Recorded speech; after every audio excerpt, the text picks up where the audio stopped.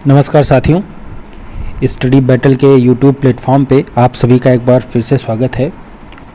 आज हम एक काफ़ी इम्पोर्टेंट वीडियो ऑडियो फॉर्म में ये ऑडियो क्लास होने वाली है। इसमें हम बात करेंगे जो आधुनिक भारत की शुरुआत जहाँ से होती है और कई बार आपके परीक्षाओं में यहाँ से क्वेश्चन पूछे जाते हैं, वो है जो गवर्नर जनरल, बंगाल के जो गवर्नर जनरल थे और उनके क्या कार्य थे। ठीक है, पहले गवर्नर हुए, फिर गवर्नर जनरल हुए। ठीक है, तो इस तरह से आपका क्रम बढ़ता गया। तो उसमें जो प्रमुख गवर्नर जनरल हैं और उनके प्रमुख कार्यों से जो क्वेश्चन पूछे जाते हैं उसके बारे में आज के इस वीडियो में हम बात करेंगे। तो वीडियो को हम स्टार्ट करें इससे पहले अगर आप चैनल पे नए हैं तो चैनल को सब्सक्राइब कर लें और बेल आइकन को ज़रूर प्रेस कर लें, जिससे जो भी महत्वपूर्ण जानकारी है वो आपको सबसे पहले मिल जाए। तो आइए सबसे पहले हम स्टार्ट करते हैं रॉबर्ट क्लाइव, जिनको बंगाल का पहला गवर्नर कहा जाता है। ठीक है, टाइम पीरियड वैसे मैं बताया दे रहा हूँ, लेकिन आप याद नहीं कर सकते हैं, इतना इम्पोर्टेंट नहीं भी है। ठीक है, कुछ के इम्पोर्टेंट हैं, लेकिन ये 1757 से लेकर के और 1765 से 67 के बीच में इनका जो टाइम पीरियड रहता है। ठीक है, इनके बारे में इम्पोर्टेंट क्या ध्यान रखना है कि बंगाल में जो द्वैध शासन की स्थापना है वो रॉबर्ट क्लाइव ने ही की थी। ठीक है, और मुग़ल शासक थे एक मुग़ल सम्राट शाह आलम द्वितीय हुए, उनके साथ में इन्होंने इलाहाबाद की पहली संधि की थी। ठीक है, इसमें सबसे इम्पोर्टेंट है कि रॉबर्ट क्लाइव के बारे में कि द्वैध शासन की जो शुरुआत है वो रॉबर्ट क्लाइव के समय में हुई। ठीक है, अगला इम्पोर्टेंट है कंपनी के अधीन गवर्नर जनरल में सबसे पहले कौन था। ठीक है, जो ईस्ट इंडिया कंपनी आई उसके अधीन जो गवर्नर जनरल में पहला जो था वो वारेन हेस्टिंग्स था। ठीक है, इनका टाइम पीरियड क्या है 1774 से लेकर के 1785 तक। इसमें जो इम्पोर्टेंट है ये आपको ध्यान रखना है। ठीक है, वारेन हेस्टिंग्स ने क्या किया कि जो राजकीय कोषागार था, ठीक है, जहाँ पे खजाना रखा जाता था, उसको मुर्शिदाबाद, जो कि बंगाल में ही है, मुर्शिदाबाद से कलकत्ता स्थानांतरित कर दिया। ठीक है, और एक फौजदारी और दीवानी अदालत की स्थापना की 1772 में ही, ये इंपॉर्टेंट इसका काम है। कलकत्ते में मदरसे की स्थापना की वारेन हेस्टिंग्स, ये आपकी परीक्षा की दृष्टि से बहुत ही इंपॉर्टेंट है। ठीक है, और इसी के कार्यकाल में ये क्वेश्चन कई बार पूछा गया है कि किसके कार्यकाल में जोनाथन डंकन ने बनारस में संस्कृत विद्यालय की स्थापना की। ठीक है, तो संस्कृत विश्वविद्यालय की स्थापना जो है, बनारस में संस्कृत विद्यालय की स्थापना जोनाथन डंकन ने की थी। और उस समय गवर्नर कौन था, जो गवर्नर जनरल था वो आपका वारेन हेस्टिंग्स था। कि आपने देखा होगा कई बार एक क्वेश्चन पूछा गया है कि कोई भी आपको कथन देकर के पूछता है कि यह कार्य या कोई समाचार पत्र मान लीजिए है या कोई प्रोग्राम है या किसके शासनकाल में शुरू हुआ, मतलब उस समय गवर्नर जनरल कौन था, ये आपसे पूछना चाहता है। ठीक है, तो जोनाथन डंकन ने बनारस में संस्कृत विद्यालय की स्थापना इसी के टाइम पे, बोर्ड ऑफ रेवेन्यू की स्थापना की। ठीक है, और सबसे इंपॉर्टेंट जो क्वेश्चन पूछा जाता है जो महत्वपूर्ण है वही हम आपके साथ डिस्कस कर रहे हैं। ठीक है, 1774 आते आते इसने क्या किया, कलकत्ता में उच्च न्यायालय की स्थापना की। ठीक है, तो कलकत्ता में जो उच्च न्यायालय की स्थापना ही की, ये भी इसी के टाइम पे हुआ। ठीक है, और क्या याद रखना है कि पहला जो आंग्ल मराठा युद्ध 1775 से 82 के बीच में हुआ, और द्वितीय आंग्ल मैसूर युद्ध, पहला मतलब अंग्रेजों और मराठा के बीच युद्ध जिसको आंग्ल मराठा युद्ध कहा जाता है, और द्वितीय आंग्ल मैसूर युद्ध, ये दोनों युद्ध भी जो हैं ये आपके वारेन हेस्टिंग्स के समय पे हुए। ठीक है, ये यहाँ पे आपको महत्वपूर्ण है, ध्यान रखिएगा। लॉर्ड कॉर्नवालिस के बारे में क्या ध्यान रखना है, 1793 में इसने कॉर्नवालिस कोड को निर्माण किया, इसका निर्माण इसी के द्वारा किया गया। ठीक है, 1793 में इसने क्या किया, स्थायी बंदोबस्त, परमानेंट जो बंदोबस्त है, स्थायी बंदोबस्त है, इसको लागू किया। ठीक है, भारत में जो नागरिक सेवा है इसका जनक बहुत इंपॉर्टेंट है, याद रखिएगा, भारत में नागरिक सेवा का जो जनक है वो लॉर्ड कॉर्नवालिस को ही कहा जाता है। 1786 से लेकर 1805 ईस्वी तक इसका टाइम पीरियड है। ठीक है, बहुत महत्वपूर्ण है, आपसे इसको ध्यान रखिएगा। ठीक है, न्यायिक और कर संबंधी शक्तियों का पृथक्करण इसी ने किया, जो जुडिशियल और टैक्स से रिलेटेड जो पावर है इसको अलग अलग करने का काम जो है ये भी लॉर्ड कॉर्नवालिस ने किया था, ये आपको यहाँ पे ध्यान रखना है। फिर लॉर्ड वेलेस्ली के बारे में जो सबसे इम्पॉर्टेंट चीज़ है, जहाँ पे सबसे ज़्यादा क्वेश्चन पूछे जाते हैं वो है सहायक संधि प्रणाली। ठीक है, सहायक संधि जो है उसका जनक लॉर्ड वेलेस्ली को ही कहा जाता है। ठीक है, और कई बार आपसे क्वेश्चन पूछ लिया जाता है कि सहायक संधि स्वीकार करने वाले राज्यों का क्रम आपसे पूछ लिया जाता है। तो सबसे पहले जिस राज्य ने सहायक संधि स्वीकार की वो था हैदराबाद, फिर तंजौर, उसके बाद अवध प्रांत, ठीक है, पेशवा, ठीक है, बरार और भोसले, ठीक है, और सबसे लास्ट में सिंधिया। 1804 में जाके सिंधिया ने किया, लेकिन सबसे पहला आपसे पूछा जाता है कि हैदराबाद सबसे पहले इस संधि को स्वीकार किया, ठीक है। लॉर्ड मिंटो प्रथम, इसके बारे में क्या ध्यान रखना है, ये अच्छा, लॉर्ड वेलेस्ली के बारे में एक और आपसे पूछा जाता है कि चौथा आंग्ल मैसूर युद्ध, अभी हमने आपको बताया था कि द्वितीय आंग्ल मैसूर युद्ध जो है वो वॉरेन हेस्टिंग्स के टाइम पे होता है, लेकिन जो चौथा आंग्ल मैसूर युद्ध होता है ये वेलेस्ली के टाइम पे होता है। और कलकत्ता में बहुत इंपॉर्टेंट क्वेश्चन आपसे, फोर्ट विलियम कॉलेज का नाम आपने जरूर सुना होगा। तो फोर्ट विलियम कॉलेज की स्थापना जो है वो लॉर्ड वेलेस्ली के टाइम पे हुआ। और अभी हमने ऊपर आपको बताया, पहले बताया कि कलकत्ता में उच्च न्यायालय की स्थापना जो है वो वॉरेन हेस्टिंग्स के टाइम पे हुई, यहाँ पे आपको ध्यान रखना है। उसके बाद जो सबसे इंपॉर्टेंट है ये यहाँ पे आपका लॉर्ड हेस्टिंग्स के बारे में क्या ध्यान रखना है, इसने पिंडारियों का दमन किया, ये इंपॉर्टेंट है आपके लिए, इसको ध्यान रखिएगा। पिंडारियों का जो दमन है वो लॉर्ड हेस्टिंग्स के टाइम पे हुआ, ठीक है। और यहाँ पे जो इंपॉर्टेंट है वो आपको ध्यान रखने हैं, बाकी हम सब नहीं डिस्कस कर रहे हैं। लॉर्ड एमहर्स्ट के बारे में एक क्वेश्चन आपसे पूछा जाता है, जिसमें इन्होंने क्या, इसको ध्यान रखना है कि जो अंग्रेज थे और जो बर्मा, जिसको आज म्यांमार बोलते हैं, इसके बीच में यानडबू की संधि हुई, ठीक है। यानडबू की संधि जो है वो लॉर्ड एमहर्स्ट के बीच में हुई, मतलब इसी के टाइम शासनकाल में, जब ये गवर्नर जनरल था, इसी के टाइम पे हुई। फिर अगला जो सबसे इंपॉर्टेंट है वो आपको ध्यान रखना है, लॉर्ड विलियम बेंटिक, ठीक है। लॉर्ड विलियम बेंटिक क्या हुआ कि कई सारे जो है वो एक्ट बनते गए, तो उसमें 1833 ईस्वी में एक चार्टर एक्ट अधिनियम बना था। तो चार्टर एक्ट के तहत भारत का पहला गवर्नर जनरल जो है, ये जो चार्टर एक्ट वगैरह बनते थे, इसमें जो पदों का है उनका नामकरण चेंज कर दिया जाता था। तो लॉर्ड विलियम बेंटिक जो है वो भारत के पहले गवर्नर जनरल बने, ठीक है। अगर आपसे कंपनी के अधीन गवर्नर जनरल में जैसे वॉरेन हेस्टिंग्स हमने पहले आपको बताया, बंगाल का गवर्नर लॉर्ड रॉबर्ट क्लाइव हमने आपको बताया, इसी तरह विलियम बेंटिक के बारे में जो सबसे ज़्यादा क्वेश्चन पूछा जाता है वो यही कि ये भारत का पहला गवर्नर जनरल था, ठीक है। और 1829 आते आते इसने सती प्रथा पर पूरी तरह से रोक लगा दी, ये इंपॉर्टेंट है, ठीक है।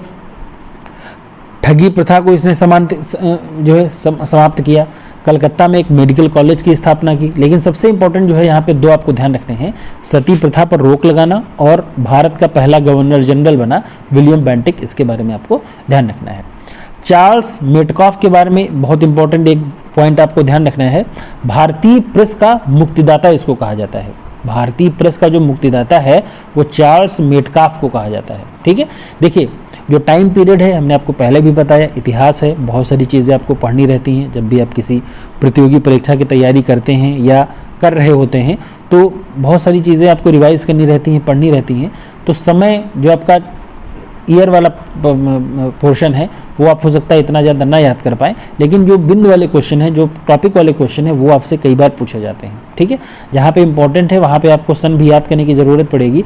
जैसे जो भारत का पहला governor general Lord William Bentinck बना तो किस चार्टर एक्ट के तहत बना, बहुत सारे चार्टर एक्ट आए, तो उसमें 1833 का जो चार्टर एक्ट था उसके तहत। तो इस तरह से आपको क्वेश्चन पूछे जाते हैं, ठीक है। फिर यहाँ पे लॉर्ड एलनबरो के बारे में दो चीज़ें ध्यान रखनी है, ठीक है। इसमें क्या जो इंपॉर्टेंट है वो क्या कर, ये आपको ध्यान रखना है, सिंध जो प्रांत है उसका ब्रिटिश साम्राज्य में विलय करने का काम इसी एलनबरो के टाइम पे हुआ। और दास प्रथा का उन्मूलन, देखो दास सती प्रथा पर रोक लगाई लॉर्ड विलियम बेंटिक ने, लेकिन दास प्रथा का उन्मूलन 1843 के आसपास, ये किसके टाइम पे हुआ, ये एलनबरो के टाइम पे हुआ, ठीक है। लॉर्ड हॉर्डिंग के बारे में क्या ध्यान रखना है, नरबली प्रथा का अंत किया। नरबली मतलब पुरुषों की बलि देने की जो प्रथा थी उसका अंत हॉर्डिंग के टाइम पे हुआ। और इसने क्या किया, प्रथम आंग्ल सिख युद्ध, देखिए बहुत सारे अंग्रेजों के साथ में युद्ध हुए, आंग्ल मराठा युद्ध हुए, ठीक है, आंग्ल मैसूर युद्ध हुए, उसी तरह आंग्ल सिख युद्ध हुआ, ये 1845 के आसपास हुआ, 1845-46 के आसपास। और उस समय जो गवर्नर जनरल था वो आपका लॉर्ड हॉर्डिंग था, ठीक है। लॉर्ड डलहौजी, इसके बारे में आपको सबसे इंपॉर्टेंट क्या ध्यान रखना है, बहुत इंपॉर्टेंट जो आपसे क्वेश्चन पूछा जाता है, जो डॉक्ट्राइन ऑफ लैप्स जिसको कहा जाता है, जिसको व्यक्तिगत का सिद्धांत कहा जाता है, ठीक है।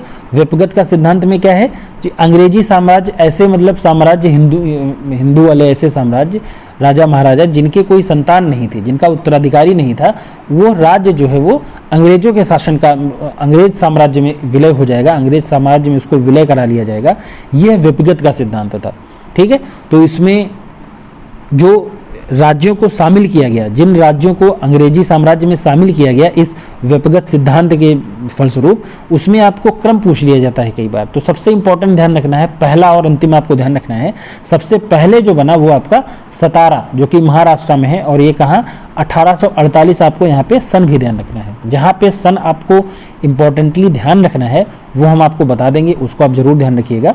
तो सतारा जो है सबसे पहले, ठीक है, लॉर्ड डलहौजी की जो व्यक्तिगत का सिद्धांत था उसके तहत शामिल होने वाला राज्य था ये 1848 में। उसके बाद जैतपुर हुआ, ठीक है। जैतपुर के बाद जो है आपका संबलपुर, बघाट, ठीक है, उदयपुर, झांसी, नागपुर। तो सबसे अंत में जो है वो 1854 आते आते नागपुर शामिल हुआ, ठीक है। 1848 में आपका सतारा हुआ, जैतपुर और जो संबलपुर हैं ये दोनों 1849 में हुए। 1850 में जो वो बघाट हुआ, उदयपुर जो है वो 1852 में हुआ, झांसी 1853 में हुआ, क्योंकि आपने सुना होगा झांसी की रानी की जब डेथ हो गई और उनके जो दत्तक पुत्र थे, ठीक है, उनका दत्तक पुत्र था। तो दत्तक मतलब यही कि मतलब वो उनका जैविक पुत्र नहीं था, दत्तक पुत्र जिनके पास थे या जिनका उत्तराधिकारी नहीं था, उसका जो साम्राज्य है वो अंग्रेजों के साम्राज्य में विलय कर लिया जाएगा। यही व्यक्तिगत का सिद्धांत था, ठीक है। और शिक्षा से संबंधित एक महत्वपूर्ण, एक आपने सुना होगा वुड डिस्पैच। तो वुड डिस्पैच जो है वो भी डलहौजी के टाइम पे हुआ। बहुत इंपॉर्टेंट अगला जो आपसे कई बार क्वेश्चन पूछा जाता है कि पहली जो रेल है, पहली जो ट्रेन है वो कब चली, वो भी डलहौजी के टाइम पे ही चली गई थी, ठीक है। ये 1853 के आसपास चली। अगर एग्जैक्ट डेट आप जानना चाहें तो 16 अप्रैल 1853 के आसपास में ये जो ट्रेन है आपकी वो चली थी, ठीक है। और उसके जस्ट एक साल बाद क्या हुआ, जो आपके पोस्ट ऑफिस हैं, पोस्ट ऑफिस एक्ट जारी किया गया, ठीक है। डाक टिकट का प्रचलन शुरू हुआ, ठीक है। और स्वतंत्र विभाग के रूप में इसने विभाग बनाया जिसका नाम लोक सेवा विभाग की स्थापना इसने की, ठीक है। जो कलकत्ता है और जो आगरा है इसके बीच में तार सेवा, ठीक है, जो आप तार भेजते हैं ना, जो पोस्ट में एक तो डाक हो जाता है, दूसरा आप तार भेजते हैं, तो ये इसके लिए काफ़ी इंपॉर्टेंट है। और जो आपसे क्वेश्चन पूछा जाता है डलहौजी के बारे में कि जो इंडियन सिटीजन्स थे, जो भारतीय नागरिक थे, भारतीय नागरिक जो सेवा है उसमें जो सिलेक्शन प्रोसेस था, नियुक्ति है, उसमें पहली बार जो है प्रतियोगी परीक्षा का जो आयोजन है वो डलहौजी के टाइम पे हुआ था, ठीक है। तो डलहौजी के बारे में क्वेश्चन आपसे कई बार पूछा जाता है। व्यक्तिगत का सिद्धांत, और सबसे पहले इसमें शामिल होने वाला जो राज्य था वो सतारा था, ठीक है। और पूरे डिस्पैच इसके बारे में आया, पहली जो रेल चली वो इसी के टाइम पे चली, ठीक है। पोस्ट ऑफिस एक्ट, डाक टिकट का प्रचलन, सार्वजनिक निर्माण विभाग की स्थापना इसी के टाइम पे हुई, ठीक है। और लोक सेवा विभाग एक स्वतंत्र विभाग के तौर पे शुरू हुआ, ठीक है। और जो प्रतियोगी परीक्षाएं हैं, जो भारतीय नागरिक सेवा है उसमें नियुक्ति सिलेक्शन के लिए जो प्रतियोगी परीक्षाओं की शुरुआत भी इसी के टाइम पे हुई, ठीक है। तो डलहौजी के बारे में इतनी चीज़ें आपको ध्यान रखनी है, ये काफ़ी इंपॉर्टेंट है और कई बार परीक्षाओं में आपसे पूछा गया है, जिसमें ये राज्य हड़पने की जो सिद्धांत है, आपके व्यक्तिगत का सिद्धांत है, ये आपसे पूछा जाता है, ठीक है। और अभी हमने ऊपर आपसे डिस्कस किया था सहायक संधि। तो सहायक संधि जो है वो वेलेजली के टाइम पे हुई थी, ये आपको कन्फ्यूजन होता है तो ध्यान रखिएगा। और डलहौजी के टाइम पे जो है वो व्यक्तिगत का सिद्धांत आया, ये यहाँ पे आपके लिए काफ़ी इंपॉर्टेंट है, कई बार परीक्षाओं में पूछे गए हैं।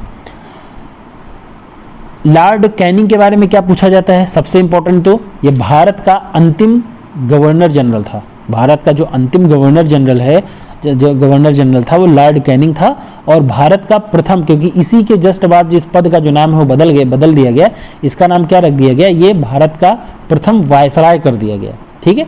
जो गवर्नर जनरल का पद है उसको वायसराय कर दिया गया। तो पहला जो भारत का प्रथम गवर्नर पूछे, भारत का अंतिम गवर्नर जनरल पूछे या भारत का प्रथम वायसराय पूछे, तो लॉर्ड कैनिंग का नाम आपको यहाँ पे ध्यान रखना है, ये इंपॉर्टेंट है।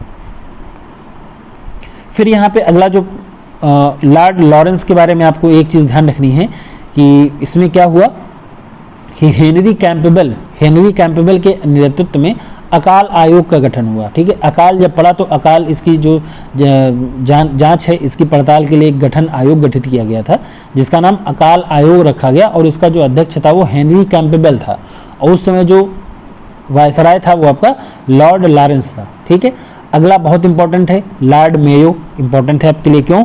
क्योंकि जो भारत में सबसे पहली जो जनगणना हुई, ठीक, पहली जो सेंसस हुई, ठीक है, ये लॉर्ड मेयो के टाइम पे ही हुई थी और ये कब हुई? 1872 ईस्वी में ये लॉर्ड मेयो के समय में पहली जनगणना हुई। ठीक है, और 1872 में ही इसने एक और काम किया जो काफ़ी इंपॉर्टेंट है, जहाँ से क्वेश्चन पूछा जाता है कि अजमेर में मेयो कॉलेज की स्थापना की और कृषि विभाग की भी स्थापना की थी। ठीक है, लेकिन ये जो जनगणना वाला है कि पहली जनगणना लॉर्ड मेयो के समय पे हुई, ये सबसे इंपॉर्टेंट है, आपको यहाँ पे ध्यान रखना है। लॉर्ड लिटन के बारे में क्या ध्यान रखना है? लॉर्ड लिटन के बारे में आपको ये ध्यान रखना है सबसे पहले तो कि रिचर्ड स्ट्रेजी, देखिए पहले अभी हमने आपको बताया लॉर्ड लॉरेंस के समय में हेनरी कैंपबेल के नेतृत्व में एक अकाल आयोग का गठन किया, इसी तरह रिचर्ड स्ट्रेजी इनकी अध्यक्षता में भी एक अकाल आयोग की स्थापना की गई थी। ठीक है, और जनवरी 1877 में एक दिल्ली दरबार का आयोजन किया गया। ठीक है, दिल्ली दरबार का आयोजन क्यों किया गया? ठीक है, इसमें ब्रिटेन की जो महारानी विक्टोरिया हैं इनको कैसर ए हिंद की उपाधि दी गई थी। ठीक है, तो ब्रिटेन की जो महारानी विक्टोरिया इनको कैसर ए हिंद की जब उपाधि दी गई तब दिल्ली दरबार चल रहा था और उस समय जो आपका गवर्नर जो वायसराय था, सॉरी गवर्नर जनरल तो बदल गया, वायसराय जो हुआ पद का नाम वायसराय, तो ये लॉर्ड लिटन था 1876 से 1880, ये आपको यहाँ पे ध्यान रखना है। और काफ़ी इंपॉर्टेंट जो है 1878 में, ठीक है, वर्नाकुलर प्रेस एक्ट लागू किया गया। वर्नाकुलर प्रेस एक्ट इसी ने लागू किया था। और एक इंपॉर्टेंट काम हुआ लिटन के टाइम पे ही, क्या हुआ? जो सिविल सेवा परीक्षा है, जो सिविल सेवा, इसमें जो प्रवेश की आयु है वो 21 वर्ष से घटाकर 19 वर्ष कर दी गई थी। ये काफ़ी इंपॉर्टेंट है और कई बार क्वेश्चन आपसे पूछा जाता है। ठीक है, इसी के टाइम पे अलीगढ़ में जो मुस्लिम एंग्लो प्राच्य महाविद्यालय की स्थापना हुई। देखिए आज जिसको आप अलीगढ़ मुस्लिम विद्यालय कहते हैं, इसका नाम पूर्व में बहुत बदले गए, अलीगढ़ एंग्लो प्राच्य महाविद्यालय, फिर Anglo Indian Mohammedan oriental college, इस तरह से फिर बाद में इसका नाम बदल करके जो है वो अलीगढ़ मुस्लिम विश्वविद्यालय हुआ। तो जो अलीगढ़ में मुस्लिम एंग्लो प्राच्य महाविद्यालय की जो स्थापना हुई वो लॉर्ड लिटन के ही टाइम पे हुई थी। लॉर्ड रिपन के बारे में क्या ध्यान रखना है? लिटन के जस्ट बाद जो वायसराय आए वो लॉर्ड रिपन हुए, इनके समय में क्या ध्यान रखना है? देखिए लिटन ने क्या किया था, जो सिविल सेवा में प्रवेश की आयु थी वो 21 वर्ष से घटा करके 19 वर्ष कर दी। और रिपन आए, इन्होंने क्या किया, प्रवेश संबंधी सिविल सेवा में जो प्रवेश संबंधी जो आयु थी उसको 19 वर्ष से बढ़ा करके फिर 21 वर्ष कर दिया गया। ठीक है, तो ये क्वेश्चन आपसे ज़्यादा पूछा जाता है कि 21 से घटाकर 19 वर्ष लॉर्ड लिटन ने किया था और 19 से बढ़ाकर 21 वर्ष कर दिया गया, ये रिपन ने किया था। ठीक है, स्थायी सुशासन की जो शुरुआत है वो इसी के टाइम पे हुई, बहुत महत्वपूर्ण है। ठीक है, अभी हमने आपके ऊपर लॉर्ड मेयो के बारे में बताया था। ठीक है, तो जो पहली जनगणना है, प्रथम जनगणना की जो शुरुआत हुई 1872 में वो लॉर्ड मेयो के समय पे हुई थी।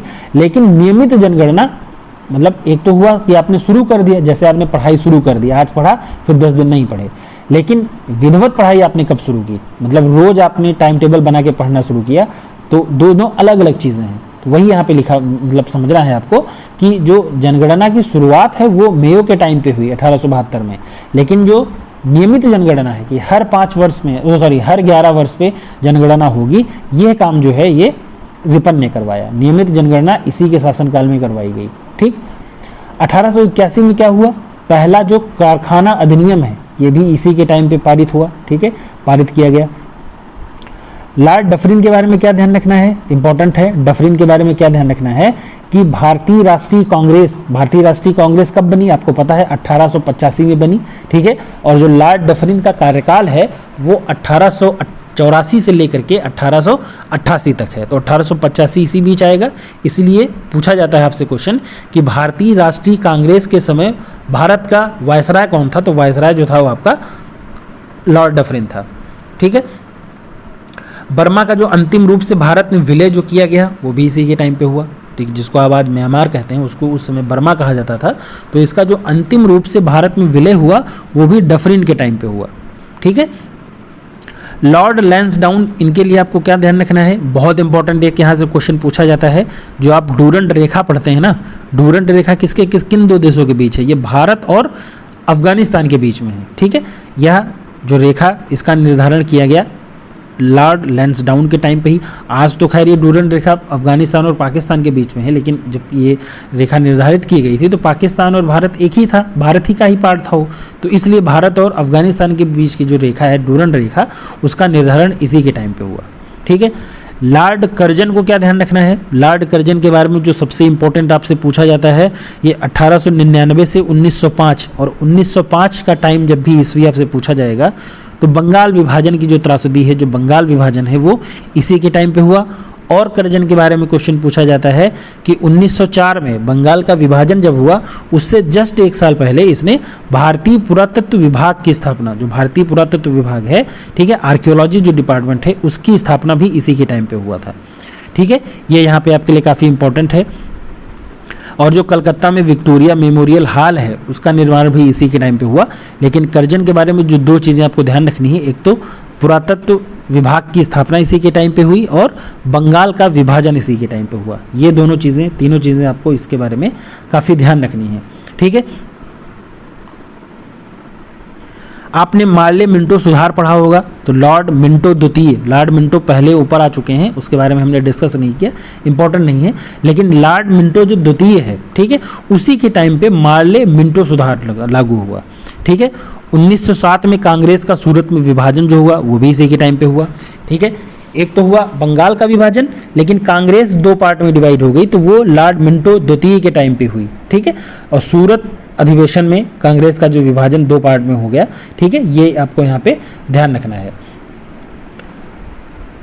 लॉर्ड हार्डिंग द्वितीय के बारे में आपको क्या ध्यान रखना है, लॉर्ड हार्डिंग द्वितीय, इसके बारे में आपसे जो सबसे ज़्यादा ध्यान रखना है कि 1910 से लेकर 1916 इसका टाइम पीरियड है। लेकिन दिल्ली दरबार का आयोजन, अभी हमने पहले भी आपको बताया था कि लॉर्ड लिटन के टाइम पे दिल्ली दरबार का आयोजन हुआ 1877 में, लेकिन दिसंबर 1911 में दिल्ली दरबार का आयोजन फिर से किया गया। और यहाँ पे क्या हुआ, यहीं पर बंगाल विभाजन को जो है वो रद्द करने और भारत की राजधानी को कलकत्ता के स्थान पर दिल्ली की बनाने की घोषणा की गई। तो ये भी पूछा जाता है कि राजधानी पहले कलकत्ता हुआ करती थी, कलकत्ता से हटा करके दिल्ली बनाने की जो घोषणा हुई, उस समय वायसराय लॉर्ड हार्डिंग था, ठीक, ये यहाँ पे आपको ध्यान रखना है। पहला विश्व युद्ध, जो फर्स्ट वर्ल्ड वॉर, आपको इसी टाइम पे याद आना चाहिए, 1910 से 1916 के बीच में, वो भी इसी के टाइम पे हुआ, ठीक है। चेम्सफोर्ड के बारे में क्या ध्यान रखना है, ये यहाँ पे पूछा जाता है कि लॉर्ड चेम्सफोर्ड का जो कार्यकाल है 1916 से 1921 के बीच में, इसी के टाइम में कॉन्फ्रेंस का लखनऊ अधिवेशन आयोजित किया गया, ठीक है। लखनऊ अधिवेशन चेम्सफोर्ड के टाइम पे ही आयोजित किया गया था और यहीं पे मुस्लिम लीग के साथ समझौता हुआ। ये आपसे पूछा जाता है कि जो लखनऊ अधिवेशन है वहाँ पे मुस्लिम लीग के साथ समझौता हुआ था, ठीक है। सैडलर आयोग के बारे में आपने पढ़ा होगा, 1917 में सैडलर आयोग का गठन हुआ। रॉलेट एक्ट, ठीक है, बिना दलील, बिना वकील, बिना कानून, इस तरह का जो कानून बना था, जिसको काला कानून बनाया गया, तो रॉलेट एक्ट 1919 में लाया गया, ठीक है। जलियांवाला बाग हत्याकांड और खिलाफत आंदोलन, असहयोग आंदोलन, इन सब की शुरुआत इसी टाइम पे हुई। क्यों, 1919 में आपका जलियांवाला बाग हत्याकांड होता है, 1920 में भारत असहयोग आंदोलन शुरू होता है, खिलाफत आंदोलन भी 1920 के 21 के आसपास होता है। तो ये सभी लॉर्ड चेम्सफोर्ड के टाइम पीरियड में हुआ, ठीक है, ये यहाँ पे आपको ध्यान रखना है। लॉर्ड रीडिंग किसके बाद आता है, उसके बारे में आपको ध्यान रखना है, जो प्रिंस ऑफ वेल्स, ठीक है, इनका जो भारत आगमन हुआ 1921 में, ये रीडिंग के टाइम पे हुआ था। और क्या ध्यान रखना है, स्वराज पार्टी, 1923 में स्वराज पार्टी की स्थापना, जिसमें आपका मोतीलाल नेहरू, और जो सूरत अधिवेशन में जो कांग्रेस का विभाजन हुआ 1907 में, ठीक है, उसी के बाद क्या हुआ, 1923 मोतीलाल नेहरू और चितरंजन दास, इन दोनों लोगों ने मिल करके स्वराज पार्टी का गठन किया 1923 में, ठीक है। ये भी आपसे क्वेश्चन कई बार पूछा जाता है। भारतीय कम्युनिस्ट पार्टी, इसका गठन भी इन्हीं के टाइम पे हुआ, लॉर्ड रीडिंग के टाइम पे, ये यहाँ पे आपको ध्यान रखना है। लॉर्ड इरविन, इनके बारे में जो सबसे इम्पोर्टेंट, सबसे महत्वपूर्ण जो है 1926 से 31 का टाइम पीरियड है, ठीक है। टाइम पीरियड इसलिए आपको ध्यान रखना है, बताए दे रहे हैं कि आपको इससे संबंधित घटनाएं याद आ जाएंगी। जैसे आप जैसे सोचेंगे, जैसे इरविन के टाइम पे आप समझेंगे तो 1926 से लेकर 1931, और इसी टाइम पीरियड के आप टाइम क्या हुआ, 1928 में साइमन कमीशन इंडिया आया था, ठीक है। 1928 3 फरवरी 1928 को साइमन कमीशन यहाँ भारत आया, ठीक है। 1929 में क्या हुआ, कांग्रेस का लाहौर अधिवेशन हुआ, ठीक। सविनय अवज्ञा आंदोलन की शुरुआत इसी के समय में हुई, इरविन के टाइम पे। गांधी इरविन समझौता भी आपने पढ़ा होगा, इन्हीं के टाइम पे हुआ। प्रथम गोलमेज सम्मेलन, ठीक है, पहला जो गोलमेज सम्मेलन हुआ 1930 में, वो भी इसी के टाइम पे हुआ। लॉर्ड वेलिंगटन के बारे में क्या ध्यान रखना है, द्वितीय गोलमेज सम्मेलन 1931 से 1936 के बीच में वेलिंगटन का टाइम पीरियड है। तो जो द्वितीय गोलमेज सम्मेलन है, पहला जो गोलमेज सम्मेलन वो इरविन के टाइम पे, दूसरा जो गोलमेज सम्मेलन है वो वेलिंगटन के टाइम पे हुआ, ठीक। तृतीय, दूसरा और तीसरा जो गोलमेज सम्मेलन है, क्योंकि गोलमेज जो सम्मेलन है, राउंड टेबल जो कॉन्फ्रेंस है, वो लगातार आयोजित की गई, ठीक है। पहली 1930 में, फिर 1930 में, और फिर जो तृतीय है वो 1931 में। इस तरह से आपसे क्वेश्चन पूछा जाता है और इम्पोर्टेंट रहता है, ठीक है। तो दो जो गोलमेज सम्मेलन है, सेकंड और थर्ड, ये दोनों वेलिंगटन के टाइम पे हुआ। भारत सरकार अधिनियम 1935, ठीक है। इंडियन गवर्नमेंट एक्ट 1935 को इसी के टाइम पे जो है पास कराया गया, ठीक है। ये आपसे क्वेश्चन कई बार पूछा जाता है। और एक आपसे पूछा जाता है, ठीक है, आपने सुना होगा सांप्रदायिक पंचाट, ठीक है, कम्युनल अवार्ड जिसको बोला जाता है। तो ये 16 अगस्त 1932 को वेलिंगटन के टाइम पे ही 16 अगस्त 1932 को रैमजे मैकडोनाल्ड के, ठीक है, रैमजे मैकडोनाल्ड के सांप्रदायिक पंचाट की भी घोषणा इसी के टाइम पे हुई। किसके टाइम पे, वेलिंगटन के टाइम पे, ठीक है। लॉर्ड लिन लिथिगो, इसके बारे में क्या ध्यान रखना है, द्वितीय विश्व युद्ध की शुरुआत इसके टाइम पे हुई, ये आपको ध्यान रखना है, ठीक है। फॉरवर्ड ब्लॉक का गठन जो है ये कब हुआ, 1939 में, 1939 में फॉरवर्ड ब्लॉक का गठन हुआ, लिन लिथिगो के टाइम पे ही। अगस्त प्रस्ताव, 8 अगस्त 1940 को अगस्त प्रस्ताव लाया गया। अभी आपने देखा 9 अगस्त को, 8 अगस्त के आसपास, अभी कुछ दिन पहले लास्ट वीक में हमने अगस्त प्रस्ताव मनाया, 8 और 9 अगस्त को, ठीक है। तो 8 अगस्त 1940 को अगस्त प्रस्ताव पारित किया गया। क्रिप्स मिशन, भारत छोड़ो आंदोलन की शुरुआत हुई। जो क्रिप्स मिशन है और भारत छोड़ो आंदोलन है, इसकी शुरुआत भी आपकी लिन लिथिगो के टाइम पे हुई, ठीक है। मुस्लिम लीग ने क्या किया, लाहौर अधिवेशन में पाकिस्तान की मांग की, ये भी आपका लिन लिथिगो के टाइम पे हुआ। लॉर्ड वेवेल के बारे में क्या ध्यान रखना है, दो इंपॉर्टेंट चीज़ें, 2-3 चीज़ें आपको यहाँ पे बहुत महत्वपूर्ण है। शिमला समझौता, जो शिमला समझौता हुआ 1945 में, इसकी शुरुआत इन्हीं के टाइम पे हुई। वेवेल का टाइम पीरियड क्या है, 1943 से लेकर के 1947 तक, ठीक है। कैबिनेट मिशन का भारत आगमन 1946 में, ये आपका इन्हीं के टाइम पे हुआ। ब्रिटिश प्रधानमंत्री एटली, इनका 1947 को भारत की स्वतंत्रता के संबंध में जो घोषणा की गई, डिक्लेयर किया गया, डिक्लेरेशन हुआ, वो भी लॉर्ड वेवेल ने किया था, ठीक है। तो लॉर्ड वेवेल के बारे में ये 2-3 क्वेश्चन आपसे कई बार पूछे जाते हैं कि शिमला समझौता इनके टाइम पे ही हुआ था, ये आपको ध्यान रखना है, ठीक है। एटली ने 20 फरवरी 1947 को ये घोषणा की, जो भारत जो है स्वतंत्रता के संबंध में जो डिक्लेरेशन है, घोषणा की थी, वो वेवेल ने ही की थी। कैबिनेट मिशन का भारत आगमन वेवेल के टाइम पे हुआ। और सबसे लास्ट जो है भारत के गवर्नर जनरल के रूप में नियुक्त, ठीक है, और लॉर्ड माउंटबेटन, आपको पता होगा, ठीक है, 24 मार्च 1947 को क्या किया कि भारत के गवर्नर जनरल के रूप में इनकी नियुक्ति हुई, ठीक है। अभी इससे पहले वायसराय चल रहे थे, लेकिन भारत का जो पहला गवर्नर जनरल आपसे पूछा जाए तो लॉर्ड माउंटबेटन, ठीक है। 3 जून 1947, ठीक है, क्या हुआ, भारत के विभाजन की घोषणा की गई, भारत के विभाजन की योजना बनाई गई 3 जून 1947, ठीक। ब्रिटिश प्रधानमंत्री एटली, इन्होंने क्या किया, ब्रिटिश संसद में 4 जुलाई 1947 को भारतीय स्वतंत्रता विधेयक प्रस्तुत किया, ठीक है। 15 अगस्त 1947 को हमारा भारत देश आज़ाद हुआ, जिसकी 77वीं वर्षगांठ आज हम मना रहे हैं, ये लॉर्ड माउंटबेटन के टाइम पे हुआ। स्वतंत्र भारत के प्रथम गवर्नर जनरल, वही हमने आपको बताया, क्योंकि लॉर्ड माउंटबेटन जब आए तो उन्हीं के टाइम पे, वो जब कार्यकाल था इनका, उसी टाइम पे गवर्नर जनरल का जो पद है सृजित किया गया। तो पहले गवर्नर जनरल जो है वो लॉर्ड माउंटबेटन कहे जाते हैं, ठीक है। तो ये यहाँ पे आपको ध्यान रखना है, स्वतंत्र भारत के प्रथम गवर्नर जनरल जो है वो माउंट बेटन कहे जाते हैं। ठीक है, तो ये आपसे क्वेश्चन आपसे पूछे जाते हैं, बहुत सारे इसमें हैं। ठीक है, लेकिन जो इम्पोर्टेंट है आपकी परीक्षा की दृष्टि से जो महत्वपूर्ण है वो आपको यहाँ पे ध्यान रखने हैं, क्योंकि यहाँ से क्वेश्चन कई बार पूछा गया है। ठीक है, वो चाहे आपका सिविल सेवा परीक्षा की आयु को 19 से 21 करना, 21 वर्ष से 21 वर्ष करना, ठीक है, जनगणना की शुरुआत हो, या चाहे आपका जो बहुत सारे जो एक्ट बने, बहुत सारे जो आयोग बने, राजधानी को दिल्ली से कोलकाता से दिल्ली ट्रांसफ़र करना, भारतीय राष्ट्रीय कांग्रेस की स्थापना हो, नियमित जनगणना हो, ठीक है, बंगाल का विभाजन हो या अधिवेशन हो सूरत का। तो इस तरह से आपसे कई बार क्वेश्चन पूछे जाते हैं। ठीक है, और कोई भी भारतीय इतिहास की घटना दे करके आपसे पूछ लिया जाता है। इंपॉर्टेंट जो हमने आपको बताई हैं, जितनी आपको बताई गई हैं वो आपसे वो इम्पॉर्टेंट है, कई बार परीक्षाओं में पूछी गई हैं तो बहुत सारी, लेकिन जो बहुत महत्वपूर्ण है उसको यहाँ पे आपके साथ साझा किया गया है। ठीक है, तो इसको आप एक बार आँख बंद करके आराम से रिवाइज़ करिएगा, अपने हिसाब से आप स्पीड बढ़ा के देख लीजिएगा, चाहे 1.5x पे 2x पे जितने पे भी आपको देखना हो। ठीक है, आपको चीज़ें याद हो जाएंगी। ठीक है, तो वीडियो अगर आपको पसंद आई हो तो चैनल को आप लाइक कमेंट शेयर कर दीजिएगा और बेल आइकन को ज़रूर प्रेस कर लीजिएगा, जिससे जो भी महत्वपूर्ण जानकारी है वो आपको सबसे पहले मिल जाए। धन्यवाद।